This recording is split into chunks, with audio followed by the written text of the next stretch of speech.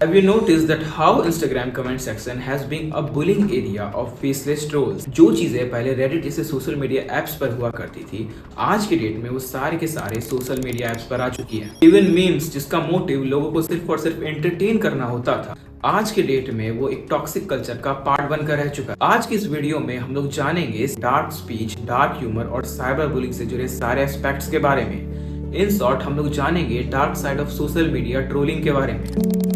लोग जा रहे हैं रोड पर तो कहेंगी ये देखो इसके बाल हेयर मुंह पर हेयर्स हैं। अपने मेकअप टैलेंट को सोशल मीडिया के जरिए दुनिया को दिखाता था। कभी साड़ी पहनकर तो कभी नेल पॉलिश लगाकर अपनी रील्स जो है वो पोस्ट करता रहता था। कई लोगों को उसका ऐसा करना इतना अखरता था कि वो उसे बहुत गंदे तरीके से ट्रोल करते रहे। उस पर एक तो कम हो जाते तो टॉप पर ही ना थी तो शायद इतना फेमस भी ना होती तो ज्यादा ठीक रहता। ज्यादा तो मुझे नहीं फर्क पड़ा क्योंकि हम पहले से इतने दिनों से लोगों को फेस करते हैं। अभी रिसेंटली कुछ टाइम पहले यूपी बोर्ड की स्टेट टॉपर प्राची निगम काफी ज्यादा हाईलाइट में आई थी। प्राची ने ऑलमोस्ट लाखों बच्चों के बीच 98.50% लाकर अपने इंटेलिजेंस का सबके सामने प्रेजेंट किया था।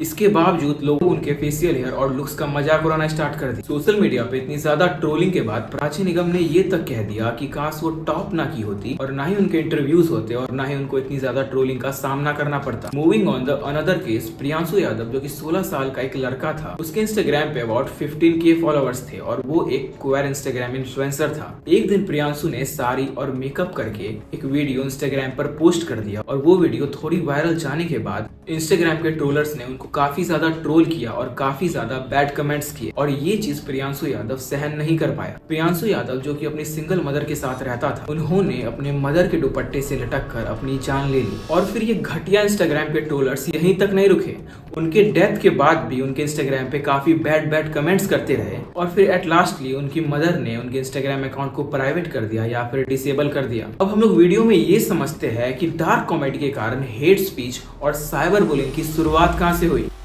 डार्क ह्यूमर या फिर ब्लैक ह्यूमर इनिशियली पहले सिर्फ वेस्टर्न कंट्रीज में था, लेकिन इंडिया में इसका बूम काफी ज्यादा लॉकडाउन के टाइम में आया है और जेनजी के बीच में ये काफी ज्यादा पॉपुलर टर्म है कूल किड बनने के लिए। Initially dark humour social taboos को एंटरटेनिंग वे में प्रेजेंट करने के लिए यूज किया जाता था। जैसे जैसे सोशल मीडिया के यूजर्स काफी ज्यादा इंक्रीज हुए, वैसे वैसे डार्क कॉमेडी हमारे बीच काफी ज्यादा पॉपुलर होना स्टार्ट हो गई और इंडिया में डार्क कॉमेडी को कुछ डैंक मीमर्स और डैंक यूट्यूबर्स ने काफी ज्यादा नॉर्मलाइज किया है। इसमें से काफी बड़े बड़े नाम लाइक डैंक रेसू, अर्पित बाला और साइमन सेज जैसे है। कोई दिक्कत नहीं है मोटे लोगों से, पर मर जाओ ना भाई। You don't know what you are doing for the content space भाई, पर मजा आ गया भाई। तेरे को पता नहीं है भाई, तू बहुत अब अर्पित बाला जैसे डैंक यूट्यूबर्स ने डार्क कल्चर या फिर डार्क कॉमेडी को काफी ज्यादा नॉर्मलाइज किया है टियर 1 सिटीज से लेके टियर 4 सिटीज तक। और यदि बात यहीं तक की रहती तो शायद हम इस चीज पर वीडियो ना बना रहे होते। प्रॉब्लम तब आती है जब ये डार्क ह्यूमर साइबर बुलिंग और हेट स्पीच में कन्वर्ट हो जाती है। हेट स्पीच और क्रिटिसाइज करने के बीच में काफी ज्यादा थिन लाइन होती है और आजकल के सोशल मीडिया यूजर्स ने इस थिन लाइन की कोई वैल्यू ना करते हुए अपने फ्रीडम ऑफ स्पीच का ऐसा मिसयूज किया है कि कई सारे लोगों ने इन सब चीजों से परेशान होकर अपनी जान तक ले ली। इंडिया और यूएसए जैसे कंट्रीज में साइबर बुलिंग जैसी चीजें काफी ज्यादा कॉमन है। वहीं इंडिया में कलर, कास्ट और धर्म के नाम पर ट्रोल किया जाता है। यूएसए में कलर और अफ्रीका जैसी कंट्रीज में खाने की स्कार्सिटी और ब्लैक्स को लेकर ट्रोल किया जाता है। और यदि बात की जाए रसिया की तो रशियन फीमेल्स को प्रोस्टिट्यूट और 6000 का टैग देकर ट्रोल किया जाता है। 1 लाख भैया 6000 में तो रशियन आ जाती, क्या बात कर। किसी भी कंट्री का स्टीरियोटाइप करके उसका मजाक बना देने पर लोगों को काफी ज्यादा मजा आता है, लेकिन दूसरे को इस तरीके से बुलिंग करने से पहले हमें खुद पर ये सारी चीजें लेनी चाहिए। मेन टॉपिक ये है कि इंडिया में साइबर बुलिंग और हेट स्पीच जैसी चीजें काफी ज्यादा कॉमन हो गई है। 22% ऑफ द टीनेजर्स ऐसे हैं जो कि कभी ना कभी अपने सोशल लाइफ में साइबर बुलिंग और हेट स्पीच जैसी चीजों का सामना करते हैं और उसमें से एक बड़ा नंबर फीमेल्स का होता है क्योंकि फीमेल्स को काफी ज्यादा ट्रोल और काफी ज्यादा क्रिटिसाइज किया जाता है। Which bring us to our next segment, why do we bully people. अगर आपको अभी भी ये नहीं पता है कि बुलिंग क्या होती है, जाइए इंस्टाग्राम पे जाइए, किसी भी रील का कमेंट सेक्शन खोल लीजिए, आपको आंसर खुद मिल जाएगा।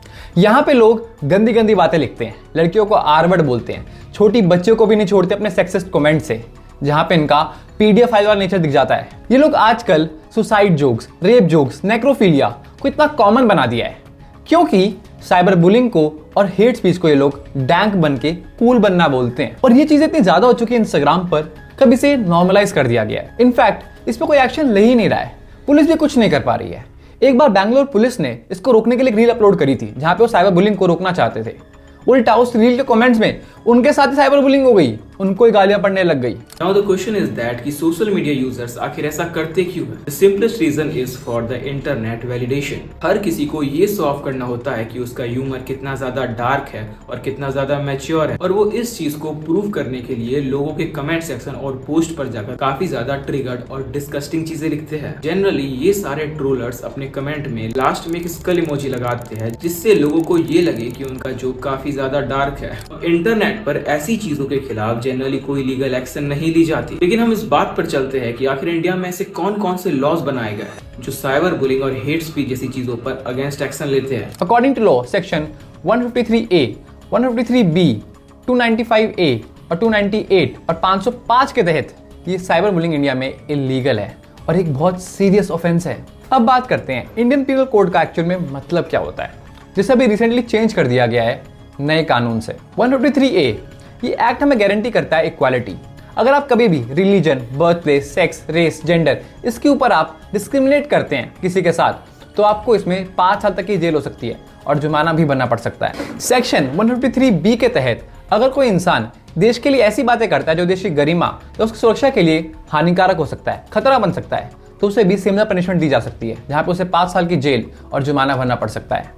इनफैक्ट बाकी कानून जैसे 25A और 298 और 505 के अंदर भी सिमिलर पनिशमेंट्स हैं। लेकिन बात जब सोशल मीडिया की आती है तो काफी सारे टीनेजर्स EFIR या फिर पुलिस कंप्लेंट वगैरह जैसी चीजों से काफी ज्यादा डरते हैं। ग्रुप चैट्स में फीमेल के डीप फेक्स को सर्कुलेट कर दिया जाता है और कई सारे फीमेल्स इस चीज के कारण अपनी लाइफ को एंड कर लेती है, क्योंकि उनके पास कोई और ऑप्शन नहीं रहता इन सब चीजों के अगेंस्ट जाने का। मोस्ट ऑफ द ऐसे केसेस की मेंटालिटी ये होती है कि माँ बाप क्या सोचेंगे या फिर सोसाइटी में मेरे बारे में क्या बातें बनेंगी। Which bring us to our last segment कि इस चीज का सॉल्यूशन क्या है। साइबर बुलिंग जैसी चीजों से बचने के लिए पुलिस डिपार्टमेंट में अपनी वेबसाइट भी बनाई है by the name of below. तो अगर आपके साथ कुछ डिस्टर्बिंग इंसिडेंट होता है तो आप इस ऑनलाइन वेबसाइट पे जाकर अपना EFIR दर्ज करवा सकते हैं या फिर अपने लोकल पुलिस स्टेशन में जाकर इस चीज के बारे में आप FIR करवा सकते हैं। लेकिन जहां तक हो सके सोशल मीडिया या फिर वेबसाइट्स को इस चीज के बारे में काफी ज्यादा सोचना चाहिए और हमारे गवर्नमेंट को इस चीज के बारे में काफी स्ट्रिक्ट एक्शन और लॉज लाने चाहिए। इंफोटेनमेंट और इन्फॉर्मेशनल कंटेंट को काफी ज्यादा कंज्यूम करें जिससे एल्गोरिदम आपके फीड पर ये कंटेंट और ज्यादा पुश करेगा और फिर डार्क ह्यूमर से होने वाले हेट स्पीच और साइबर बुलिंग जैसी मेंटालिटी काफी ज्यादा कम हो सके। इस वीडियो में एंड तक बने रहने के लिए शुक्रिया एंड स्पेशल थैंक्स टू स्पर्सकास्टिक हमारे साथ इस वीडियो में कोलैब के लिए इंटरेस्ट दिखाने के लिए।